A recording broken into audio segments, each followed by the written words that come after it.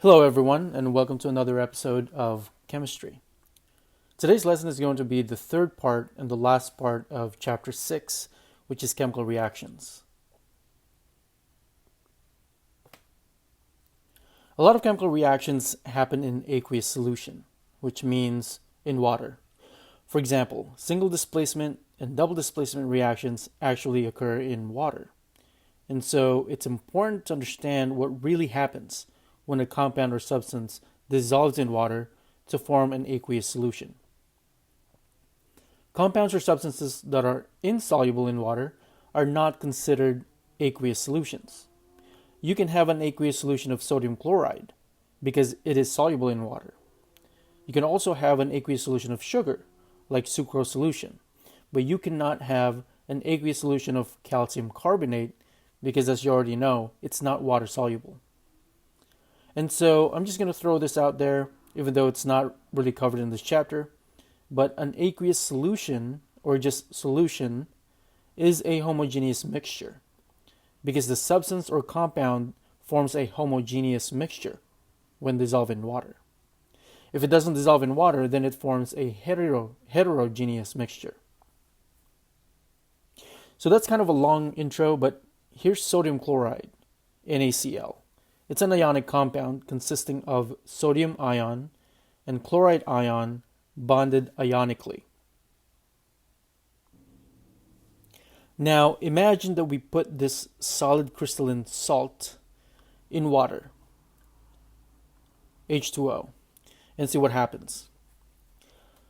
When dissolved in water, an ionic compound, such as sodium chloride, will dissociate or split into ions.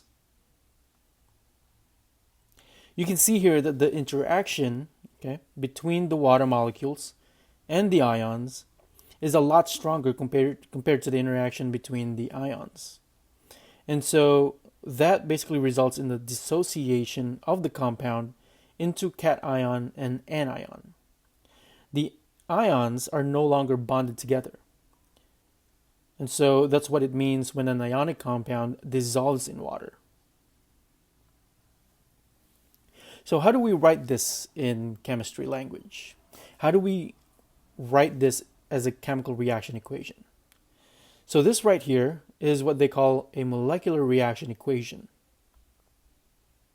which basically tells us that the solid crystalline salt was dissolved in water. It is a molecular equation because the compound itself remains intact, and not separated into ions. In contrast, the reaction equation shown here is called an ionic equation, where the sodium and the chloride ions are separated or dissociated. Here you can see that regardless whether it's a molecular equation or an ionic equation, the reaction equation is balanced.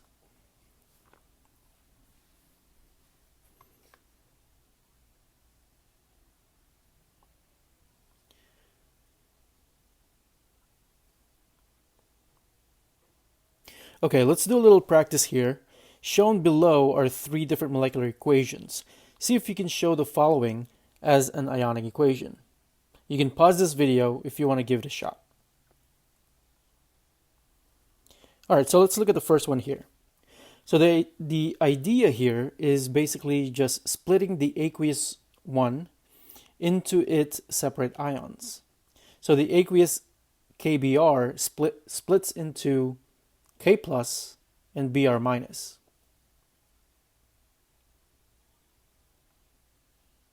Okay, and you always want to make sure that it is balanced before moving on to the next problem. So as you can see here, this is a balanced ionic equation.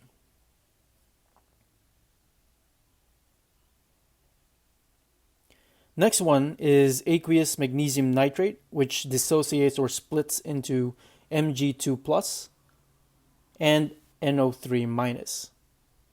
Notice that this isn't balanced. There are 2 units of nitrate on the left hand side, but only 1 on the right. Adding a coefficient of 2 in front of the nitrate balances out the chemical reaction equation. And the third one here is an aqueous potassium sulfate, K2SO4, right? So we have a solid turning into aqueous. So this solid potassium sulfate basically dissociates into K plus and SO4 with a -2 charge. However, this isn't balanced. Adding a coefficient of 2 in front of the potassium balances out this chemical reaction equation. Most ionic compounds are water soluble, and so they dissociate into ions, but others are actually insoluble, and they don't form an aqueous solution. An example here is silver chloride. In water, this compound remains a solid and will not dissociate into ions. Here you can see that because this compound sediments at the bottom and that the liquid appears milky, you can tell that the compound is insoluble. If a substance or ionic compound in water remains cloudy, milky, and not transparent, then it's insoluble, and this will not dissociate into ions. Now the question is there a way to predict the solubility of compounds in water? The answer is yes. Shown here is a table, the solubility rules table, that basically summarizes it for you. And it's important that you remember these rules. So if you look over here, it says compounds containing these ions are always soluble. Okay? They're always soluble in water. So if you have an ionic compound containing these ions right here, then they must be soluble, right? So these are ions of the alkali metals. Okay? You have ammonium ion. You have large oxy anions with a -1 charge. So any ionic compounds containing nitrates, chlorates, perchlorates, and acetates will be soluble in water. So let's look at some examples here. Lithium bromide, right? Lithium bromide is soluble in water because it contains lithium.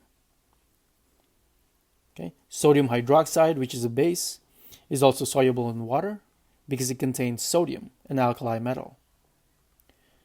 Ammonium acetate is soluble in water because they're both, the ammonium ion is soluble in water, the acetate ion is always soluble in water.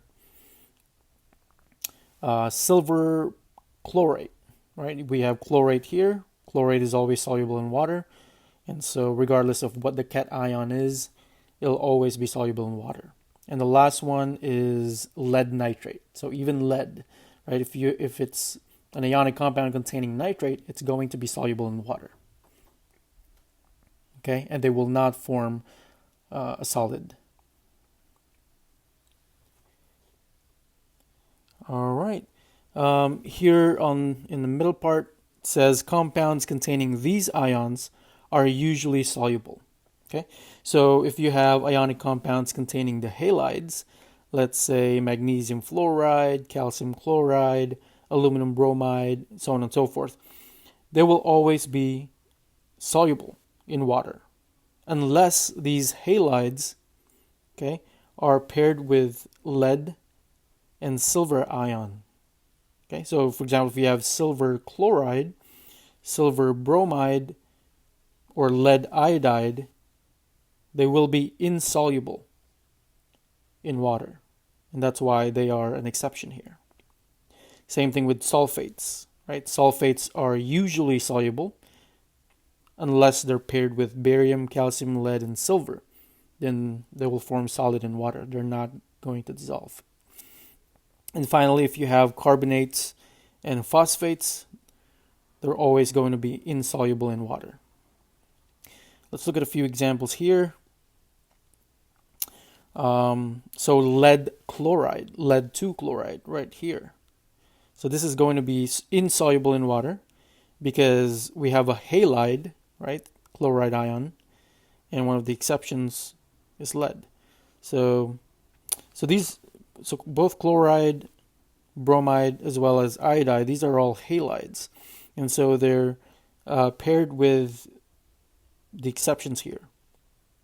And so these three right here will be insoluble in water. And then we have a barium sulfate, right? Sulfates are usually soluble, but if it's paired with barium, it's going to be insoluble.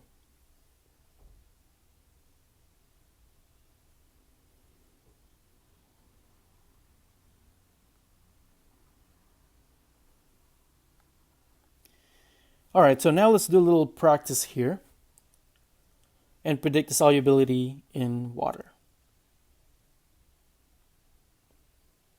Go ahead and pause this video and see if you get these correctly.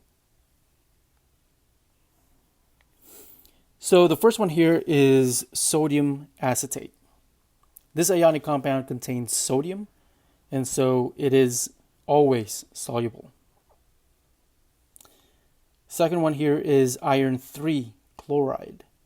This compound contains chloride ion, which is a halide.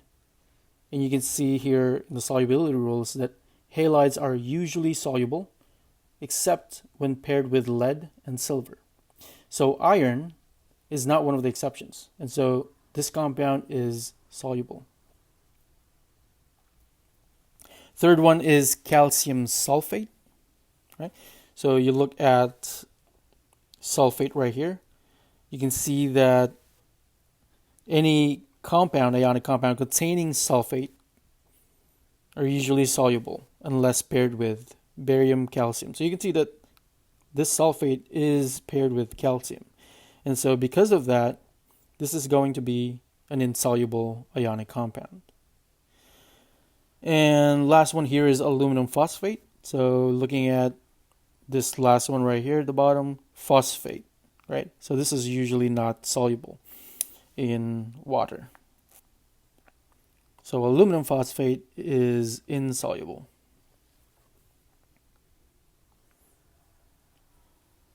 Both single and double displacement reactions are reactions that occur in aqueous solutions.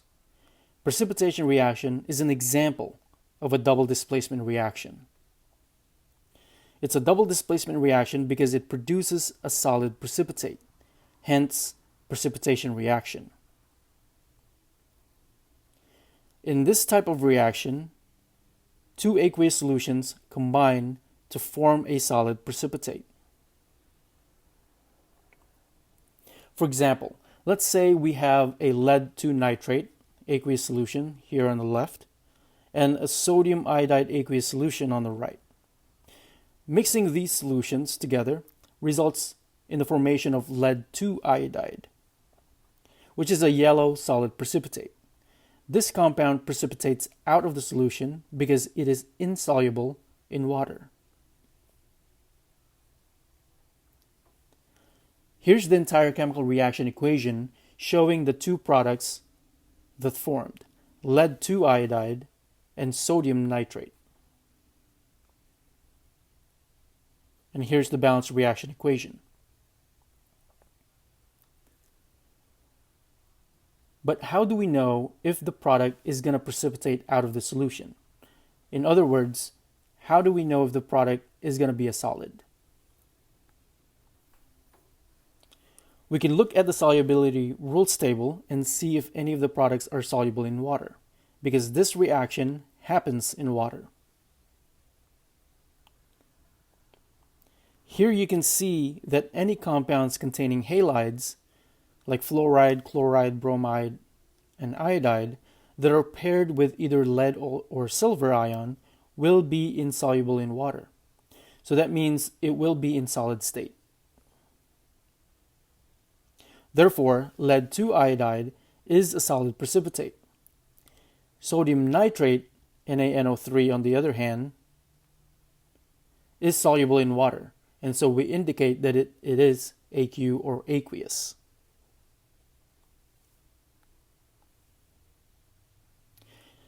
So how do we predict the products of a precipitation reaction? The first thing you want to do here is analyze the reactants, right? The chemicals or the compounds on the left-hand side of the arrow.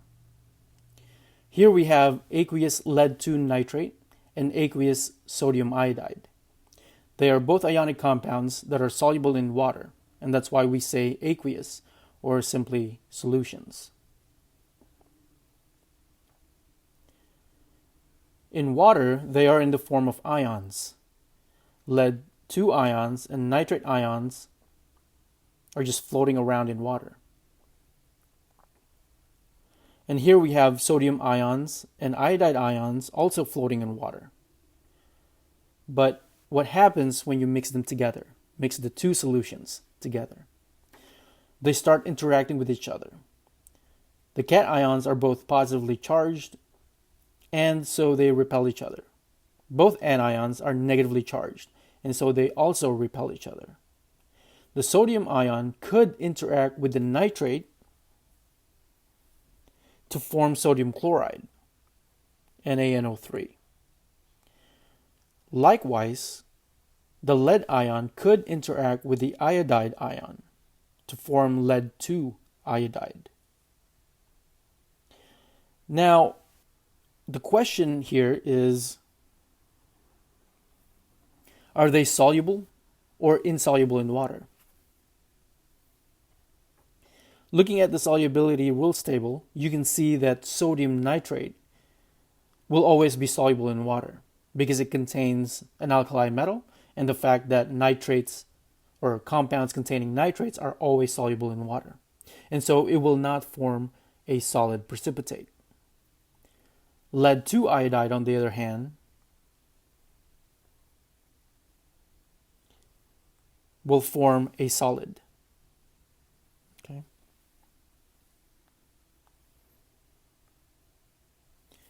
All right, let's do a little practice here and see if you can solve them independently.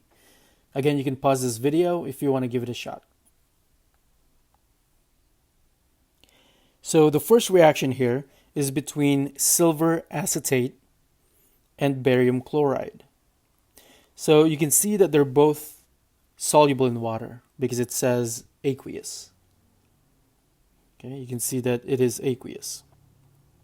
So in water, you have ions just floating around. Okay, so you have ion of silver and acetate ion. Okay, for barium chloride, you have Ba, barium ion, and the chloride ion. The cations, of course, will not be interacting with each other because they have the same charge, right? They will repel each other. Likewise, the acetate ion, the chloride ion will also repel each other. But let's see, barium could interact with the acetate ion to form barium acetate. Okay. On the other hand, silver and the chloride ion could form silver chloride. Now what you want to do here is to determine whether these compounds, these ionic compounds, would be soluble in water. Okay, are they soluble in water or insoluble? So looking at the solubility rules table, you can see that acetates will always, or compounds containing acetates will always be soluble in water. And compounds containing chlorides or the halides are usually soluble in water unless paired with lead or silver. And so silver chloride will form a solid precipitate. Okay, so you have to indicate that silver chloride is going to form a solid precipitate, and barium acetate will form an aqueous solution, meaning dissolved in water. Now you might want to ask yourself, is this a balanced chemical reaction equation? So you can see here that for the acetate ion, we have 2 units on the right hand side, but only 1 unit on the left hand side. So we could put a 2 here, a coefficient of 2 in front of silver acetate, and that should balance out the acetates. But then you have to recount the silver, and you can simply put a coefficient of 2 here, and that would give you a balanced chemical reaction equation. All right, let's do the second one here. So we have a reaction between calcium chloride and sodium phosphate. Again, it indicates that they are aqueous, so they are in ionic form. So in water, you have calcium ion and chloride ion floating around, and then same thing for sodium phosphate. So you have sodium ions and phosphate ions floating in water. Sodium could interact with the chloride ion, and this will form sodium chloride. The other one is calcium phosphate. So if you look at the solubility rules table, the phosphates will always be insoluble in water. And so again, you will have a solid precipitate, calcium phosphate. All right, so this is our chemical reaction equation. You have calcium chloride reacting with sodium phosphate to produce sodium chloride and calcium phosphate precipitate. Okay, is this a balanced chemical reaction equation? Looking at the phosphate, we have 2 units on the right-hand side. On the left, we only have 1. And so I always try to look at the polyatomic ions first and balance them out. So we have 2 and 1 here. So you can just put a coefficient of 2 in front of sodium phosphate here. And then recount the number of sodiums. So now we have 2 times 3 is 6. To balance out the sodiums, you can put a coefficient of 6 here. And then recount the number of chlorines. Right now you have 6 versus 2 here. And then you can put a 3, coefficient of 3 here to balance out the chlorines. And then that should also balance the calciums because you have 3 calcium on the right. So this is the balanced chemical reaction equation.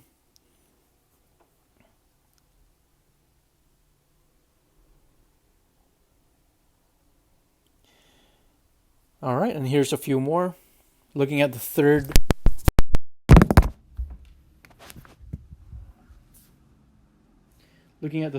chemical reaction equation here.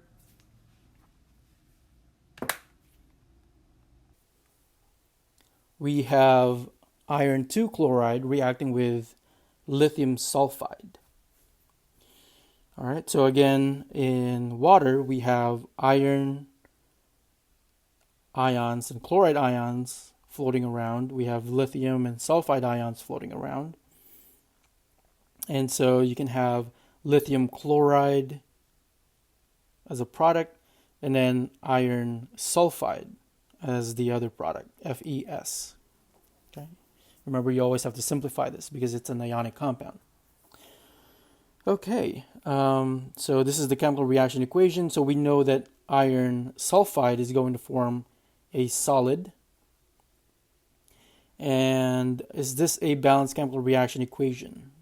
It's not.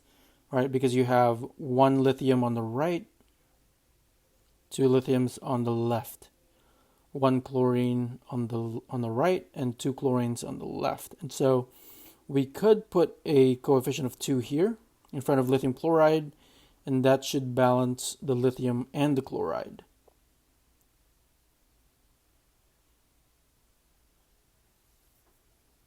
Okay, that should give you the balanced chemical reaction equation. All right, and the last one here is the reaction between magnesium bromide and potassium phosphate.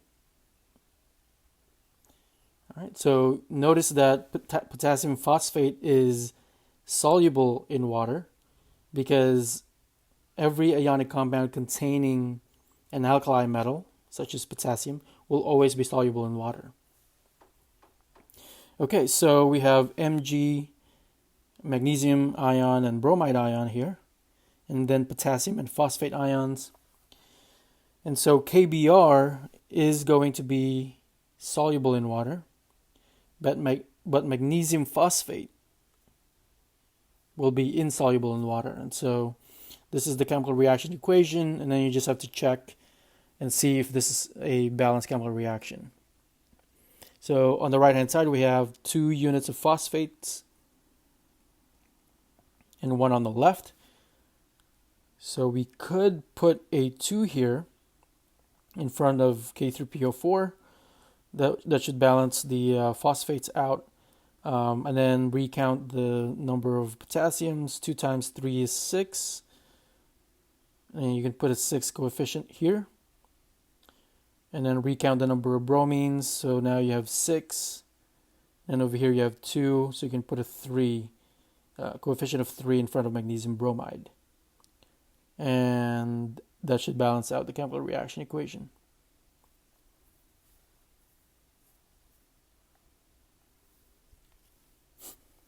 Another type of a double displacement reaction is neutralization reaction, also known as acid-base reaction. Unlike precipitation reaction, this acid-base reaction does not form a solid precipitate. Instead, it forms a molecular covalent compound. An acid is a covalent compound that basically ionizes to produce hydrogen ions.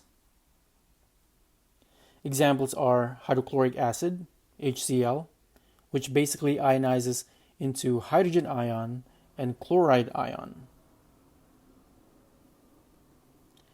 Nitric acid, HNO3, ionizes in water to form hydrogen ion and nitrate ion.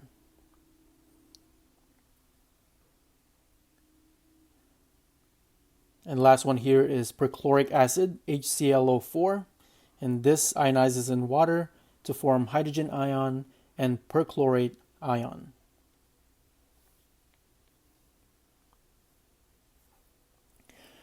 A base, on the other hand, is an ionic compound that dissociates into a metal cation and a hydroxide anion. Here are some examples. First one here we have sodium hydroxide, NaOH, and in water this dissociates into sodium ion and hydroxide ion, OH-. Next one is lithium hydroxide, LiOH, and this dissociates into lithium ion and hydroxide ion. And finally we have barium hydroxide, BaOH2, and this dissociates into barium ion and hydroxide ion. And this is a balanced reaction equation. So you can see that you have 2 hydroxides on the right and 2 hydroxides on the left.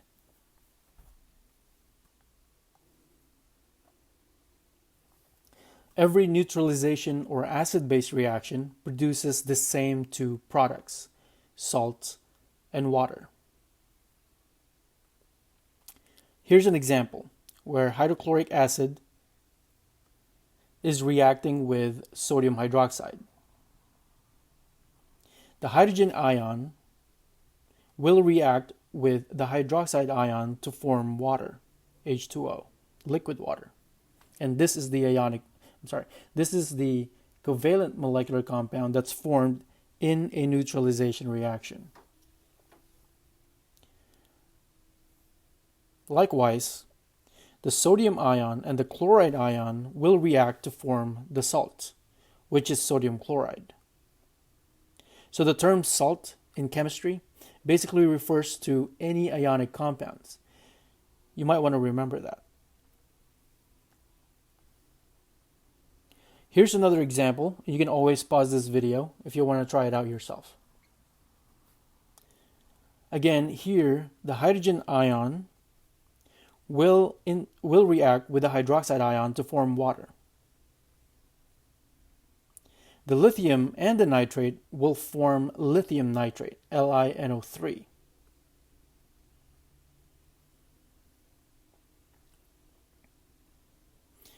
And as you know, lithium nitrate is soluble in water because all ionic compounds containing lithium or nitrate will always be soluble in water.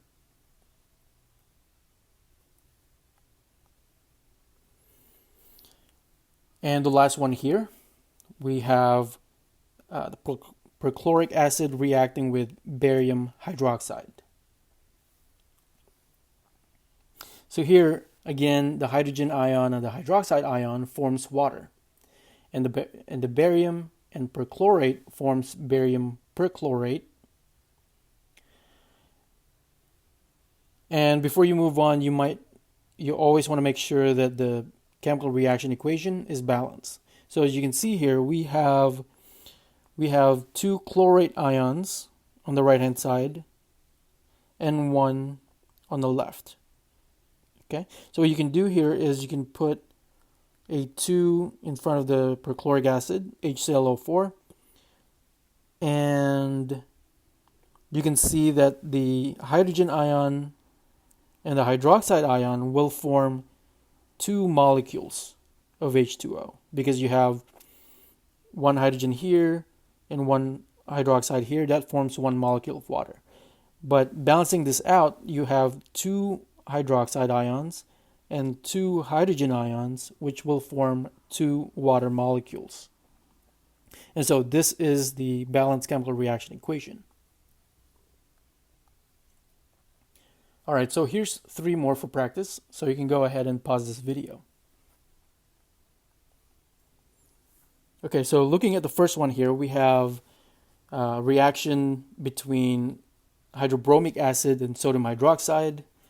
Again, the hydrogen will react with the hydroxide ion to form water, and the sodium and the bromide ion to form NaBr, or sodium bromide. So these are your products of this reaction, H2O and NaBr, sodium bromide. And this looks like a balanced chemical reaction, so you're good to go. The second one here is the reaction between nitric acid, HNO3, and barium hydroxide, BaOH2. So again, the hydrogen ion and the hydroxide ion will react to form water. Likewise, the barium ion will react with the nitrate ion to form barium nitrate, BaNO3 in parentheses and in 2 outside. Is this a balanced chemical reaction equation? Well, you can see on the right hand side here that we have 2 nitrates and 1 nitrate on the left. So this is not balanced. So you can easily simply add a coefficient of 2 in front of the nitric acid, HNO3. And because we have 2 hydroxide ions and now 2 hydrogen ions, that will form 2 water molecules. And this is a balanced chemical reaction equation.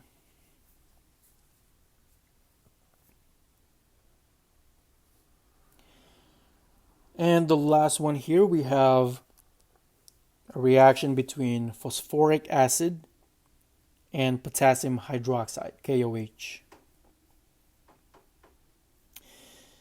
So this time you can kind of guess that you're going to need 3 hydroxide ions to react this hydrogen ion right here, and that will form 3 water molecules.